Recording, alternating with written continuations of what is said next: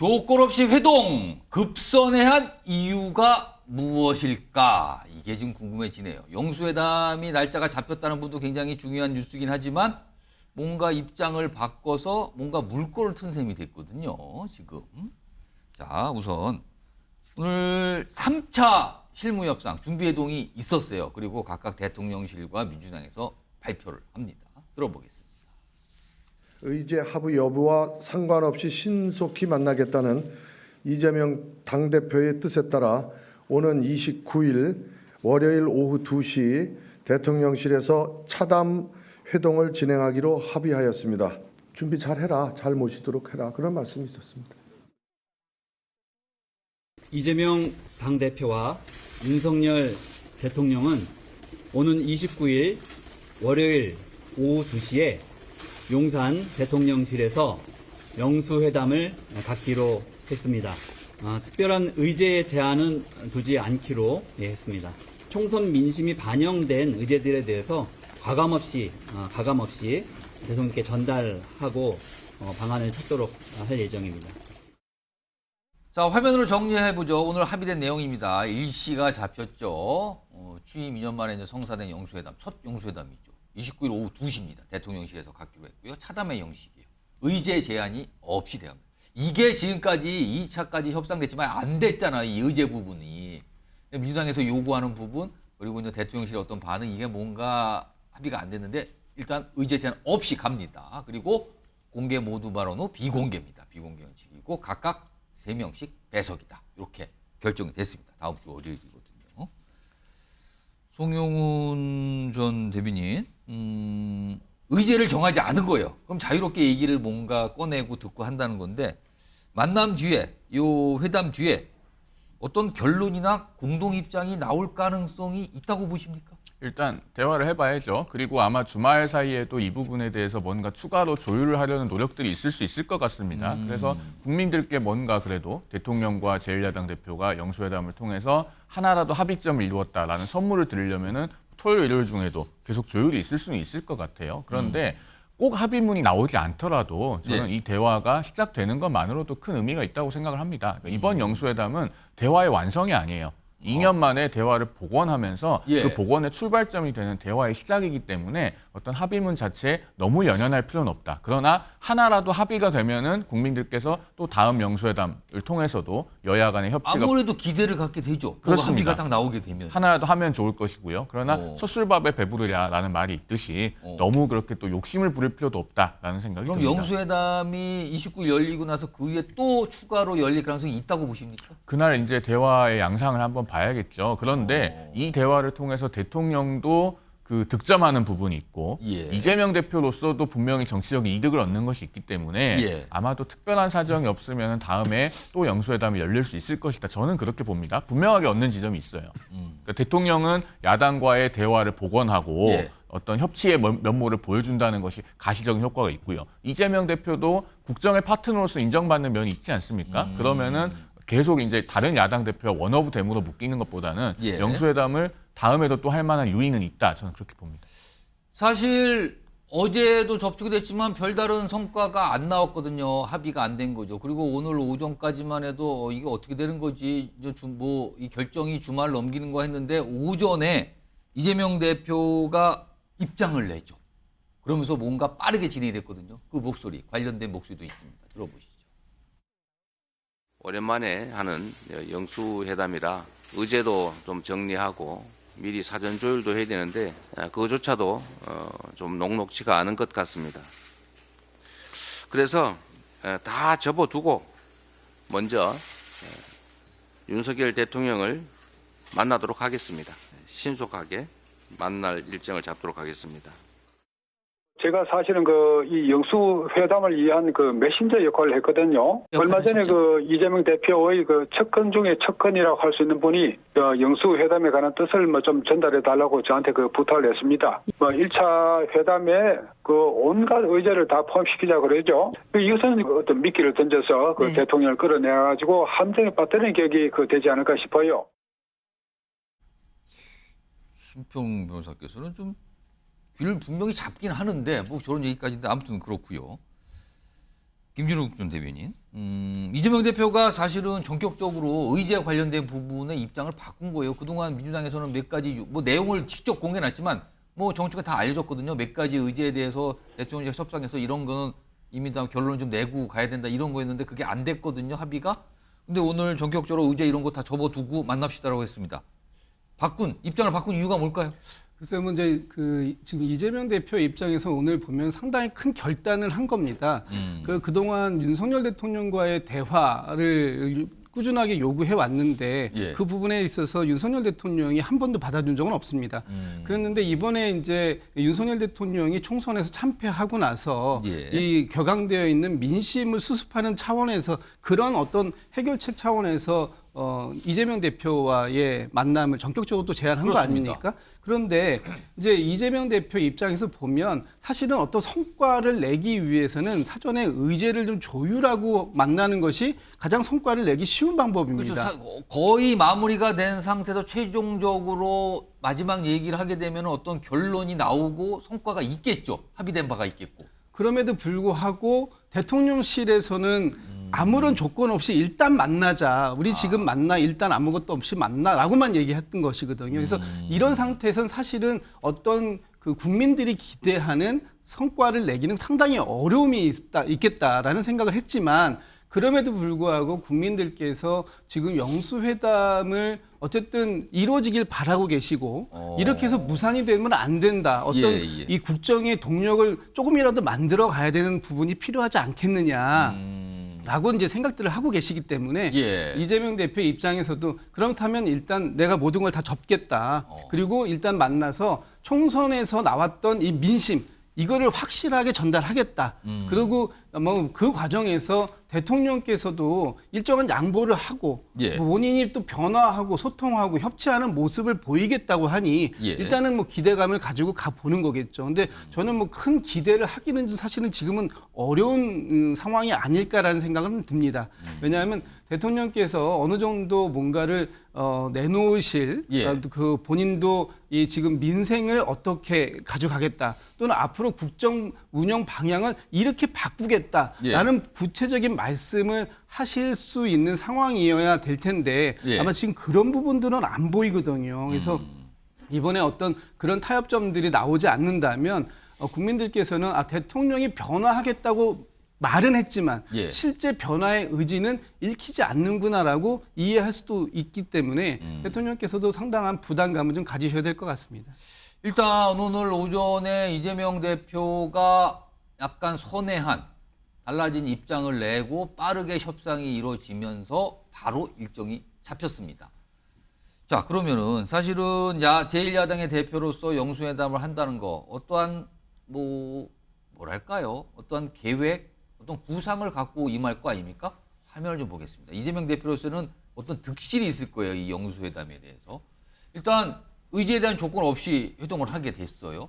자, 그렇다면은 얻는 건 무엇일까? 여기 보면 좀 여러 가지 분석도 나오는데 그 중에 내용들을 좀 정리해 봤는데 국정 운영의 동반자로서의 존재감이 부각될 수 있다. 그렇습니다. 대통령과 제1야당 대표가 만나서 국정을 논의한다는 이 자체만으로요. 그리고 거대 야당으로서 전국의 주도권을 좀 선점하는 효과가 있다. 왜냐하면 오늘같이 전격적으로 입장을 바꾸면서 만납시다. 일정 잡읍시다. 항상 뭔가 좀 주도한 느낌이 오늘 있는 거거든요. 자, 그러나 영수회담을 했는데 구체적인 만약에 성과가 없어요. 그렇다면은 그럼 빈손회담인데 못하러 만났습니까? 결과가 없지 않습니까? 이런 비판이 특히 민주당 내에서도 나올 수 있다는 거죠. 이런 거는. 이건 부담 아니냐 이렇게 좀 분석이 되는데 서영주 부대변인. 네. 영수회담을 통해 이재명 대표가 얻을 수 있는 득실 어떻게 좀 분석하실까요? 특실화가 나온 대로 이 주도권 부분에 있어서 가져온 것이다. 그러니까 이번에 이 의제를 가지고 1, 2차 계속해서 삿바싸움을 했던 부분에서 예. 지금 이재명 대표가 판단한 것 같아요. 이게 길어져봤자 결국에 영수회담 부분들을 야당이 발목 잡아서 깼다라는 부담을 가져올 수 있기 때문에 예. 아니다 그러면 그냥 모든 의제를 논하자고 하면 좋다 받아버리자. 그래서 이 영수회담의 어떤 주도권을 가져온 것이에요. 그러니까 이제 영수회담이 주는 의미는 그냥 이론적으로 저렇게 보이지만 예. 중요한 건 영수회담을 야당이 적극적으로 추진했다. 그러면 이제 숙제는 윤석열 대통령한테 지금 간 겁니다. 결국에는 그렇게 갔는데 야당 측에서는 민주당 측에서는 충분히 어떤 기회를 줬어요. 이제 정치하는 대통령 되겠다고 했거든요. 예. 그래서 정치하라고 판을 깔아줬습니다. 이번 총선 민심에서 한 두세 가지가 눈에 띄어요. 그렇지 않습니까? 민생 회복이라면 물가, 예. 그다음에 말하자면 최수근 상병에 있는 수사회합, 세 번째 의대 종업 문제들, 이태원 참사에 대한 이런 부분들, 민생 입법 여러 가지 몇 가지가 있는데 그 말하자면 예상 문제를 던졌으면 예. 그 해답을 준비할 시간을 준 거예요. 근데 지금 좀 어리석은 게 모든 의제를 갖고 들어가잖아요. 그럼 이재명 대표 스타일상 그거를 봐주지 않습니다. 1번부터 5번까지 할 걸 1번부터 20번까지 얘기를 하죠. 그리고 나서 공동으로 서로 나중에 백브리핑을 할 게 아니라 각자 하게 되면 예. 그 각 항목별로 이번에 이 영수회담의 성과에 별로 얻을 게 없었다. 전혀 이 윤석열 정부는 바뀌지 않는다라는 예. 혹독한 평이 나올 수가 있어요. 그런데 그 의제를 좁혀서 한 서너 개를 줬을 때는 예. 만약에 윤석열 대통령이 정치를 한다 그러면 하나 정도는 내가 받을 테니 내 거 한 두세 개 정도는 이렇게 갑시다. 이렇게 할 수 있거든요. 그래서 저는 굉장히 대통령실에서 2차까지 끌고 오면서 좀 패착이 있었고 의제를 몇 가지로 좁혔어야 된다 이렇게 보시는 거예요. 좁힌 게 이거는 솔직히 민주당이 국민의힘과 대통령을 면을 세워준 겁니다. 최일수 안에 판을 깔아준 거죠. 근데 모든 의제를 예. 가면 야당 입장에서는 다 던지고 옵니다. 김건희 여사 문제까지도 다 던지고 올 수 그러면은 있어요. 영수회담 월요일 열린 영수회담에서 이재명 대표가 그냥 지금까지 나왔던 현안과 의제를 다 얘기할 것 같다. 저는 이겁니까? 그럴 거라고 보는 게 4월 10일 총선이 끝난 지 얼마 안 지났습니다. 예. 그런 상황에서 총선의 민심이 야당한테 이런 압도적인 의석을 준 거는 큰 짐을 준 거예요. 그런데 여 영수회담 가서 차 한잔 마시고 폼 잡고 그냥 소통한다 이 정도로 끝난다. 국민들은 그렇게 안 보고요. 그 대신 이제 윤석열 대통령은 딱 한 가지만 있는 것 같아요. 예. 변할 생각은 없고 나 소통하는 대통령이야. 예. 불통의 이미지를 벗는 하나의 그냥 잣대로만 쓰려고 하는 영수회담이라는 측면에서 굉장히 좀 아쉬워요. 윤기창 부위원장 지금 뭐 약간 소통하는 모습만 보여주려고 그러는 거 아니냐라는 시각을 보여줬는데 윤석열 대통령 입장에선 영수회담이 열리는 것 자체가 득이 될까요? 이걸 어떻게 좀 평가를 할까요? 윤석열 대통령과 이재명 대표 다 득이죠. 그러니까 이재명 대표 입장에서는 이전에도 의제 없이 자유롭게 하자고 제안했었어요. 예. 그러니까 본인이 그게 가장 본인한테 유리하기 때문에 이렇게 제안했던 것이고. 애초에 영수회담을 요청했을 때도 의제 없이 그렇죠. 만나자라고 했다. 다만 현재 민주당에서는 의제 몇 개를 특정해 가지고 또는 더 많은 의제를 특정해서 이거를 논의하자라고 이제 압박을 가해왔던 것인데. 예. 왜냐하면 이재명 대표 입장에서 보면 가장 국민적 시각에서 불편한 것이 국회 파행 운영이거든요. 근데 지금 대통령과의 회담을 통해서 뭔가 탑다운 식으로 성과가 있게 되면 예. 국회 파행 운영으로부터 자유로워져요. 어. 비판이 훨씬 줄기 때문에 저는 개인적으로 상당히 이재명 대표한테 유리한 영수회담인 것이고 또 하나는 이제 의제가 없게 되면 사실은 이제 모든 의제에 대해서 대통령과 자유롭게 의견 나누잖아요. 예. 이건 그냥 의견을 들어주는 차원이 아니고 저는 의제가 없지만 의제가 몇 개 정해진 거잖아요, 사실은. 사실 이미 뭐 알려졌거든요. 뭐 총리, 의제 가능성에 총리 이중 대해서는. 문제도 논의될 거고, 그다음에 예. 민생회복지원금 문제도 논의될 거고, 또 때에 따라서는 뭐 최상병 특검 문제도 당연히 논의될 거고, 이런 식으로 논의가 다 된단 말이죠. 예. 그러나 두 분 입장에서 보면 어떤 것들에 대해서 합의를 이끌어내야 될 이런 강박관념이 있을 겁니다. 그래서 분명히 성과가 나올 거예요. 적든 크든. 이게 다음에 다시 만나죠. 이런 거는 제가 볼 때는 그런 식으로 끝나지는 않을 거고, 예. 한두 가지는 분명히 성과를 냅니다. 민생회복지원금이라도. 그렇다면 그 성과를 토대로 해가지고 앞으로 이제 전국 주도해 나가겠죠. 그 성과를 토대로 해서 대통령은 대통령 중심으로 지도해 나가려고 할 것이고 예. 이재명 대표는 이재명 대표 중심으로 지도해 나갈 것인데 문제는 이제 이 이후에 그 각 여당의 반응도 문제인 것이고 예. 일단 국회에서 또 어떤 논의가 그걸 뒷받침되느냐의 문제가 있겠지만 어쨌든 향후에 이것이 플랫폼이 돼서 협치의 모델이 성립된다면 예. 저는 개인적으로 약간씩 양보하는 문화가 정책돼 갈 수 있다. 왜냐하면 국회에서 이게 만약에 바텀업식으로다가 성숙돼서 올라오게 되면 실제 예. 그렇게 안 돼 왔거든요, 여태까지. 이게 진영이 얽매이다 보니까 국회에서는 늘 논의되는 게 논의 자체가 안 됩니다. 예. 그냥 만권 조정이 무력화시키고 그냥 거대 야당 힘으로 통과시키고 하다 보니까 거부권 행사하고 이런 그 여태까지 루틴이 한국 정치를 이 지경에 이른 거죠. 그래서 만약에 두 분이 이런 그 한국 정치의 루틴을 깬다면 저는 진짜 지도자들이라고 생각합니다. 예. 그래서 지금의 각 진영에 기댄 뭐 루틴을 반복하지 않고 한두 개 성과라도 내서 예. 이것을 만약에 앞으로 통치나 국정 운영이나 야당 운영의 동료로 삼는다 그러면 저는 이재명 대표가 새로운 평가를 받을 것이다. 이렇게 생각합니다. 자, 영수회담 날짜는 잡혔어요. 자, 그런데요. 다음 준비된 내용은 이 영수회담이 오늘 일정이 잡혔는데 어제 저녁에 이재명 대표는 조국 혁신당 대표를 만났습니다. 그러면서 뭐 좀 길게 식사도 하면서 얘기를 많이 나눴다고 하는데 일단 화면 좀 볼까요? 그 어제 내용을 좀 정리해봤어요.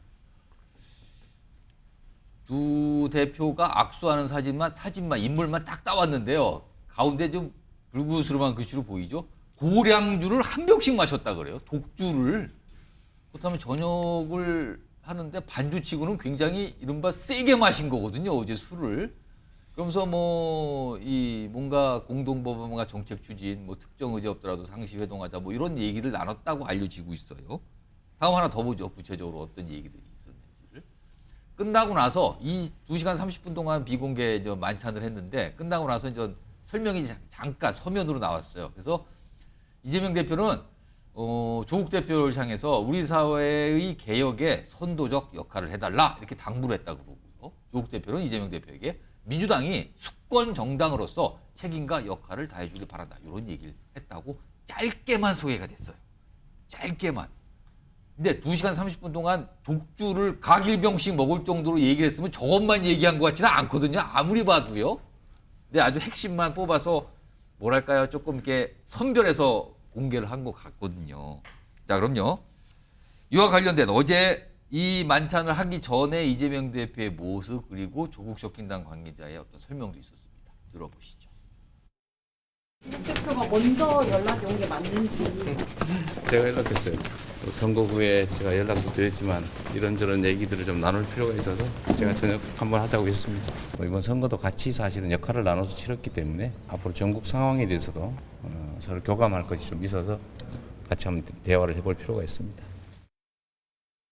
다양한 경로로 범야권의 목소리를 경청하는 어떤 영수회담 전 준비 과정의 일환이다. 저는 그런 측면이 있다고 생각합니다. 조국 혁신당의 입장을 충분히 들을 수 있는 경청할 수 있는 자리였다.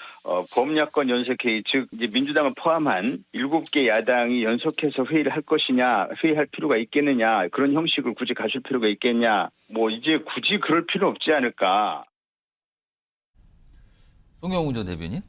사실 얼마 전까지 며칠 전만 했어도요. 대표적으로 정성호 민주당 의원이었어요. 이재명 대표가 아주 가까우신 걸로 통하는. 뭐라고 얘기했냐면 조국 대표 아직 국회의원 아니다. 범야권 연석회의 제안 이거 좀 문제 있는 거 아닙니까? 라는 취지로 거절의 취지로 이렇게 언론에 항상 얘기를 했거든요. 다른 분도 마찬가지예요. 그런데 어제 전격적으로 이재명 대표가 연락해서 만났어요. 이재명 대표는 왜 연락해서 조국 대표를 만나려고 했을까요? 일단은요. 지금 민주당 내부에서 이재명 대표와 이재명 대표 측근들 간의 역할 분담이 상당히 전략적으로 잘 되고 있는 걸로 보입니다. 역할 분담을 하고 있다고요? 그렇습니다. 그러니까 정성호 의원은 조국 대표를 겨냥해서 아직 국회의원도 아니다. 이렇게 하면서 한번 평가절을 하고 약간 배드캅 역할을 하는 거죠. 그러면서 이재명 대표는 그 다음 날 조국 대표하고 전격적으로 이렇게 회동을 하면서 뭔가 어떤 굿캅 같은 이미지를 가져가는. 그리고 뭔가 풀어내는 이미지. 영수회담도 마찬가지입니다. 사실은 천준호 비서실장이 어제 그 의제 조율에 관해서 잘 안 되는 것에 대한 약간 아쉬움이 있는 것처럼 그렇게 브리핑을 했는데 오늘 아침에 이재명 대표가 영수회담 조건 없이 받겠다고 했잖아요. 그런데 그걸 최고위원회 모두 발언에서 했습니다. 최고위 모두 발언은 원래 메시지를 다 세심하게 준비를 해요. 그러면은 저는 민주당이 이것도 전략적으로 계획이 있었을 거라고 보거든요. 조국 대표와의 회동도 마찬가지인데 그러면 어떤 전략적 목표가 있느냐. 제가 봤을 때는 이재명 대표는 조국 대표가 앞으로 대선까지 정치권에 남아있지 않을 걸로 보는 것 같아요. 그렇기 때문에 큰 형으로서의 어떤 이미지 관리하면서 여유를 보이려는 걸로 대선까지 보입니다. 남아있지 않는다는 거는 대법원 판결을 그렇습니다. 대법원 판결이 남아있다 이걸 얘기하시는 겁니까? 대법원 지금? 판결이 나오면은 결국에는 일단 정치권에서 내려갈 사람으로 보는 거죠. 그러면은 이재명 대표로서의 다음 과제는 뭐냐면요. 조국 대표 개인을 경쟁자로 보는 것이 아니고 조국 혁신당을 지지했던 그 지지층과의 거리를 관리해야 됩니다. 상황 관리를 해야 되기 때문에 아마 불가근 불가원으로 보는 것 같아요. 그 관리라는 거는 언젠가는 흡수해야 된다 이 생각일까요? 그런 의도가 있을 겁니다. 왜냐하면은 지난번에 이제 그 문재인 전 대통령이 조국 혁신당을 두고 대중정당으로 성장해 나가는 것이 중요하다 그런 멘트를 하지 않았습니까? 그 말의 함의는 저는 이런 게 있다고 봐요. 그 조국 혁신당에서 조국 대표가 없어져도 사라져도 조국 혁신당을 지지했던 그 유권자층은 남는데 그 유권자들은 이제 결국 친명에 대한 반발심이 있는 분들 아니겠습니까? 그리고 그 당의 주인은 없어져요. 그러면은 문재인 전 대통령으로서는 조국 혁신당이 그때 친명과 어떤 맞서는 플랫폼이 되는 것까지 생각하고 있는 것이 아닌가. 그렇다면 이재명 대표로서는 조국 대표를 마냥 밀어낼 것이 아니고 적당히 만나주는 제스처가 필요하죠. 그런 것들을 민주당에서 전략적으로 구상하고 있는 것이 아닌가 하는 생각이 듭니다. 민주당이 지금 굉장히 전략적으로 당 밖의 상황을 역할 분담을 통해서 하고 있는 거 아니냐. 지금 이런 거네요. 지금 분석 그렇습니다. 김진욱 전 대변인. 어제 2시간 30분이면 저녁을 먹은 시간으로 지금 좀 길다고 할 수 있어요. 그리고 술이 굉장히 2병이나 들어갔다는 거잖아요. 그럼 많은 얘기를 나눴을 텐데 알려진 거는 간단하지만 그러면 조국 대표가 이재명 대표에게 여러 가지 얘기도 하고 요구도 하고 요청했어요. 원래 조국 대표가 만나자고 한 거는 영수회담 전에 우리 얘기를 듣고 가라. 자신의 얘기를 듣고 가라. 이거였잖아요. 그게 성사된 셈인데 조국 대표가 요구한 내용 이재명 대표가 윤석열 대통령을 만나면 전달을 할까요? 그러니까 어제 두 분의 만남이 한 2시간 반 정도 됐고요. 그 과정 속에서 배석자들이 없는 오롯이 두 분만의 만남 시간이었다고 합니다. 마지막에 이제 두 분이 만남을 끝내고 나서 공동으로 발표할 부분을 배석자들을 불러들여서 아주 간략하게 나왔단 말이에요. 간략하게 정리하고 그러고 헤어졌기 때문에 사실상 2시간 반 중에 거의 2시간 한 20분 정도는 두 분만의 오붓한 시간이었을 것이고 이 분위기 자체가 굉장히 훈훈했던 것으로 이렇게 보입니다. 그래서 지금 이 상황들을 정리해 보면 일단 총선 과정에서 정권 심판론, 윤석열 정부에 대한 정권 심판론을 가지고 사실 민주당과 조국 혁신당은 서로가 서로에게 시너지 효과를 줬던 것도 사실입니다. 그 과정 속에서 많은 이제 그 공감대가 어느 정도 형성됐다 보고요.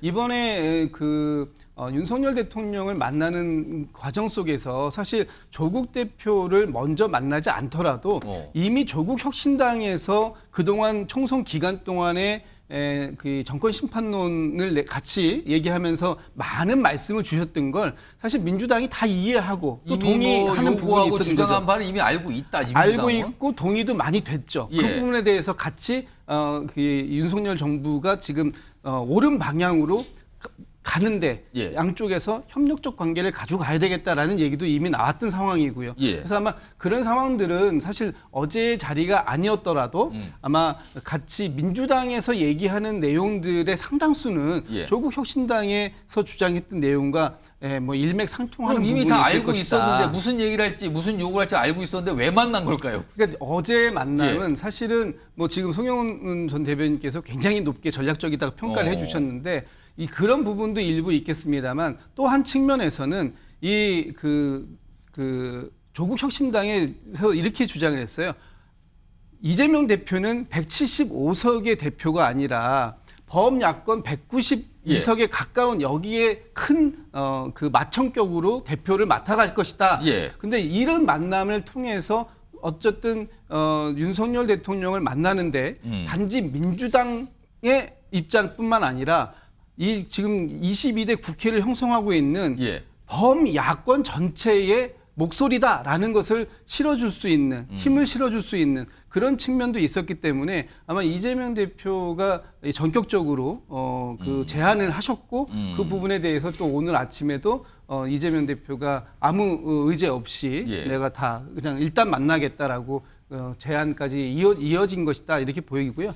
어제 두 분의 만남 사이에서는 아마 이제 발표된 내용과 관계없는 많은 얘기들이 나누어졌을 겁니다. 그래서 그 부분에 대해서 조국 혁신당에서 브리핑 나온 거 보면 앞으로 별도의 어떤 자리들을 요구하지 않아도 충분히 어제의 자리로 다 가름이 됐다 이렇게 얘기하는 거 보면 상당히 내밀한 얘기까지도 두 분이서 나눈 게 아니냐 이렇게 해석해 볼 수 있을 것 같습니다. 자, 일단 어제 만찬으로서 두 대표 뭐 분위기가 좋았다라고 전해지고 있고요. 앞으로도 뭐 협조 잘합시다 이런 얘기 오가니까 일단은 좋아 보이죠. 그런데요, 현실적인 문제가 하나가 있습니다. 화면 보겠습니다. 조국 혁신당은 지금 12석의 정당이에요. 20석 이상을 갖지 않는 정당은 국회에서 발언권 갖기가 굉장히 어렵거든요. 그리고 협상의 대상으로 인정받기도 사실상 굉장히 어려워지는 겁니다. 이른바 교섭단체가 되지 않으면요. 근데 12석 갖고는 안 돼요. 20석이 돼야 돼요, 최소한. 조국 혁신당은 지금 그 20석까지 뭔가를 늘리는 게 목표인데 또는 교섭단체 조건을 지금의 20석 이상이 아니라 10석 이상으로 법이 바뀌면 그냥 바로 교섭단체 되잖아요. 조국혁신당은 이걸 바라는 걸로 보여요. 근데 지금 보세요. 민주당의 한 친명계 의원이 얘기한 바예요. 교섭단체 요구 조건 조정론이 불가하다. 두 당이 마음대로 바뀌면 야권 전체에 역풍이 불 거다. 안 해주겠다는 얘기네요. 10석 낮추는 거. 그자 황운하 조국혁신당 원내대표. 뭐 민주당이 그런 거 요구한 적 없지만 총선 민의에 따라 조국혁신당 교섭단체 되는 게 바람직한 거 아닙니까? 해주세요. 라는 얘기군요. 근데 총선 일 전에 이 민주당 관계자들은 해줄 듯한 얘기를 여러 번 했어요. 근데 끝나고 나서는 분위기가 바뀐 것 같단 말이에요. 소영주 부대변인. 네. 교섭단체 구성요건 완화. 이거 민주당에서는 지금 여전히 그냥 부정적이니까 안 해주는 겁니까? 그러니까 말한 대로 부정적일 수밖에 없는 건 이게 민주당이 아무리 과반수를 갖고 있다 하더라도 예. 이거를 독자적으로 이걸 통과를 시켜서 예. 조국혁신당에게 교섭단체의 자격을 준다? 예. 이거는 조금 무리가 있죠. 민주당이 마음 먹으면 할 수 할 있잖아요. 수는 있지만 예. 이게 과연 민심이 바라는 부분이냐에 대해서는 고민할 필요 있는 것 같아요. 이런 부분은. 왜 그러냐면 특정 당을 위해서 당이 어떤 여러 가지의 의석에 대한 힘을 발휘한다. 예. 그리고 이 교섭단체 부분은 여야가 논의가 돼야 됩니다. 예를 들어 국민의힘에서 그래 우리도 뭐 여러 가지 생각이 있어서 교섭단체 리얼색으로 나눠주겠다라고 하면은 가는 것이죠. 근데 국민의힘에서 약간 받을 일은 부정적이면 없죠. 예, 받을 일은 없겠죠. 이제 그런 차원이지 이 부분을 아니면 혹시요. 예. 그러니까 지금 여야 합의가 어렵다는 얘기를 하시는데 혹시 10석으로 낮춰서 조국혁신당이 교섭단체가 되면은 민주당 입장에서 아니 이게 우리가 유일한 야당의 어떤 협상을 주도권을 끌고 가는데 또 조국혁신당이 교섭단체가 되면 거기도 뭐 간사도 줘야 되고 뭐 항상 협상할 때마다 불러야 되고 이게 부담스러운 건 아닙니까 혹시? 부담스럽죠. 아 그렇습니까? 이거 보면은 이게 이 국회 전체를 봐서는 조국혁신당 같은 12석이긴 하지만 예. 다당제 형식으로 국회가 운영되는 게 건전하다고 저는 개인적으로 생각을 합니다. 그래서 교섭단체 요건을 낮춰서 예. 어떤 전체의 국회 운영이 양당의 어떤 극단 정치에 지쳐 있는 국민들한테 다당제 형식을 준다는 차원에서는 좋으나 이 부분이 법야권의 어떤 발언권을 높이기 위해서 예. 어떤 공정한 어떤 결정이 아니라 어떤 좀 당의 사심 섞인 어떤 결정이라면 예. 이거는 민심을 읽었다고 할 수 없는 것이죠. 그리고 또 정치적인 측면에서는 예. 조국혁신당을 뭐 교섭단체로 완화를 해서 발언권을 주고 각 상임위에 간사를 주고 향후에 조국혁신당을 이제 좀 체급을 올려준다면 호랑이 새끼를 키울 필요는 없다라는 것들이 민주당 내 속내 아니겠습니까? 좀 솔직하게 그렇게 말씀하시는 아니 분들이 뭐 그런 있어요? 분들이 있어요. 그래서 왜 호랑이 새끼를 지금 키워서 진짜 호랑이로 만들어줘야 되냐? 그렇기 때문에 여러 가지를 감안했을 때 예. 그렇게 썩 그 교섭단체로 이렇게 해주기에는 좋은 여건은 아니다. 그러니까 기본적인 여건도 좋지 않고 예. 속내도 정치적이나 정무적으로 판단해도 좋지 않기 때문에 예. 조국혁신당은 자력으로 교섭단체를 될 수 있는 노력하셔야 될 것 같습니다. 근데 자력으로 해보려고 하는데 지금 민주당 주도로 만든 비례정당에서 사실상 당적이 없으신 두 분이 있는데 그냥 민주당으로 가시는 걸로 결정이 됐던데요? 아니 그러니까 그걸 떠나서 예. 저는 그래요. 조국혁신당이 뭐 이게 실현 불가능할 수도 있지만 이삭죽기 해야죠. 뭐 2개, 3개 아니면 국민의힘에서 좀 주오고 민주당에 좀 이렇게 데려오고 예. 이렇게 해서 20개를 만들려고 노력하는 그런 뭐 방법. 알아서 노력하는 건 어쩔 수 없지만 방법 외에는 없기는 그렇다. 지금 현재까지는 좀 답이 없는 것 같습니다. 항상 묘한 상황이에요. 이 교섭단체 보면 그러니까 이재명 대표나 조국 대표가 어제 만나서 술도 곁들이는 만찬을 하면서 굉장히 분위기가 좋았다 하지만 실질적인 문제인 현실적인 문제인 교섭단체 구성 문제 이거는 뭔가 두 당이 다른 생각을 분명히 하는 것 같아요 지금요. 소영주 부대변인이 상당히 주변에서 민주당 의원들이 솔직하게 얘기한 내용들을 막 전달해 주셨어요. 굳이 뭐 호랑이 새끼를 왜 키워줘야 되냐 약간 이런 말씀까지 좀. 새끼 호랑이라고 바꾸겠습니다. 새끼 호랑이. 예. 알겠습니다. 그렇군요. 그게 낫겠네요. 네, 그렇습니다. 알겠습니다.